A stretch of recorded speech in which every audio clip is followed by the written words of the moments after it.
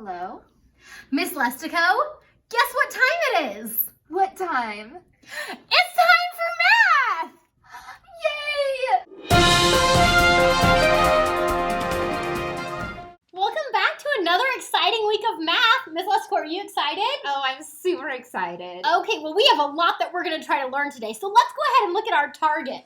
It says I can solve, start, change, and result unknown addition word problems. Ooh, that was a lot of Wow. words, Miss Lyon. That is a lot of words, but you know what? We're going to make sure you totally understand it, and we're going to have a target that's really similar to this for 2 weeks. Wow. So we're going to go ahead and watch a brain pop and learn about some word problems, then we'll work on the other part of our target.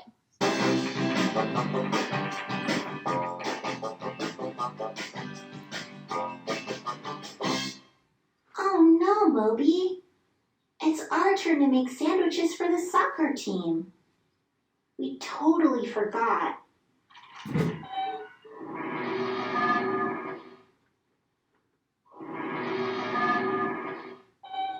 Cool. There are 8 players and each one gets a sandwich. That's 8 sandwiches. Each sandwich needs 2 slices of bread. How many slices do we need altogether? To solve any problem, first you have to understand it. How can you understand a word problem? Try repeating the problem in your own words to help you understand. Right, Moby. We want to know how many slices of bread are needed to make 8 sandwiches. You may want to underline or circle important information in the problem and underline the question. Look for key words that give clues about which operation to use, like addition or subtraction. The next step is to make a plan. How do you plan to solve a word problem? A strategy is a plan for solving a problem or reaching a goal. You can use one strategy or a few different ones. You can draw pictures, or you can use models or counters. You can even act out the problem. As long as you solve the problem correctly, you can use whatever strategy you want. Find the one that works best for you. After you plan your strategy, you try it out. I'm going to draw pictures. Let's see. There are 8 players and each gets 2 slices of bread. Now I count up all the slices. We need 15 slices of bread. How can you make sure you solved the problem? After you solve, look back at the question to make sure you answered it. We wanted to know how many slices of bread we need to make 8 sandwiches. I think we need 15 slices. You're right, Moby. You should always check your work. Hey, I made a mistake in my drawing. That's okay, Moby. Mistakes happen. That's why you need to check over your work. We need 16 slices of bread. This loaf costs $3. I'm paying with a $5 bill. How much change should I get back? First, understand the problem. I need to know how much money I should get back. Second, make a plan to solve. I'm going to use mental math as my strategy. I have a $5 bill, which is equal to 5 $1 bills. The bread costs $3. That means I should get $2 back. Now I need to check my work. I can write a number sentence to check. $5 minus $3 is equal to $2. Remember, when you come across a word problem, just follow these steps. First, Understand the problem. Next, make a plan to solve it. Then, solve the problem. Finally, check your work. If your plan doesn't work, that's okay. You can just make another plan to solve the problem. Moby, we better make these sandwiches. What kind did you make? Mayonnaise, raisins, and cardboard?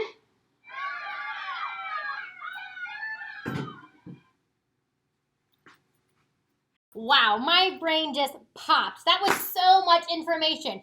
And we have so much information we're going to go over. We're going to go ahead and make an anchor chart.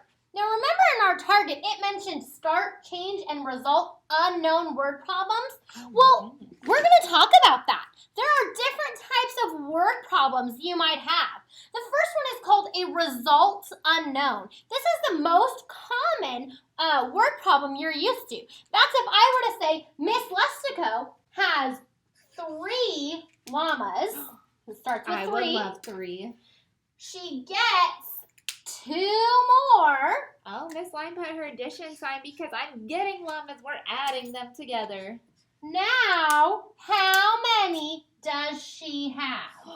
She is putting the big red box at the end because the result, how many I got at the end, is unknown. It's what we have to solve for. Now, what if it was the change unknown? I don't know how my problem changes. I could say Miss Lestico has 3 stuffed llamas. She gets, ooh, listen to this. She gets some more. I don't know what number some is. So I'm going to put a box. Now she has 5 stuffed llamas. How many did she get? So in that problem, I'm looking for how did it change? So I have a blue box in the middle because my change is the blue number. Just like my result is the red number, my change is the blue number. Very good. Well, there's one more type of problem. Start unknown. Ooh, that's when I start the problem, but I don't know how many it is. So I could say Miss Lestico has some llamas. I don't know what number some is. I'm going to put a box, and it's my start, so I'm going to use green. She has some llamas. She gets 2 more. That's how I know it's addition. Now she has 5 llamas. So we have no idea how many I started with. Right. So So- we have the box. So I would say, how many did she start with? So that's how I would set my problem up. Wow, that's a lot of different types of word problems. It is. And you know what, Miss Lestico? We're going to practice these a whole bunch. Do we have any strategies we can use to solve word problems? So making 10 would be if I have 2 numbers in my word problems. If I had 8 plus 4, I might know that 8 plus 2 would equal 10. And I know that 4 is made up of 2 sets of 2. So I could say that 8 plus 2 equals 10. And then I just add 2 more. And so I know that it would equal 12. And then 10 frames are where we have our boxes. And we have 10 different squares inside of our box. And what we do is we take our addition word problem, and we might say that we have 3 llamas. So I'm going to draw in 3 circles to show my 3 llamas. And then I got 2 more. So I'm going to add 2 in a different color so I can see the 2 parts that I added together.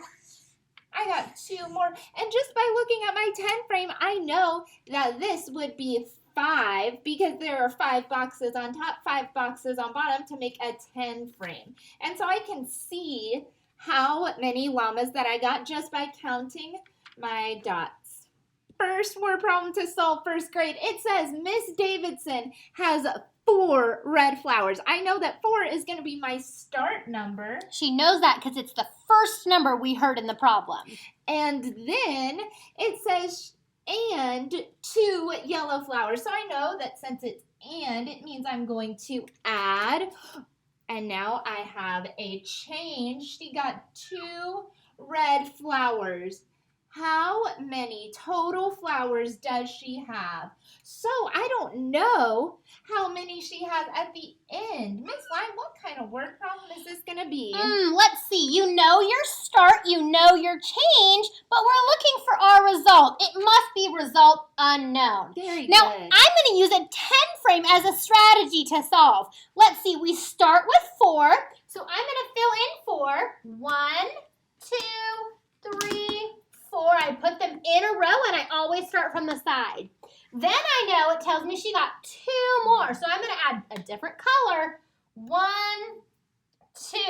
Now I can see that she has 6 total flowers. So my answer is 6 flowers.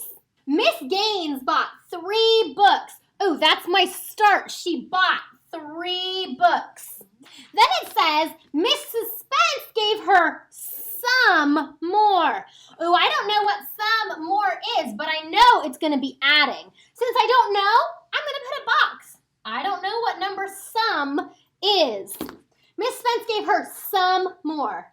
Now she has 8 books.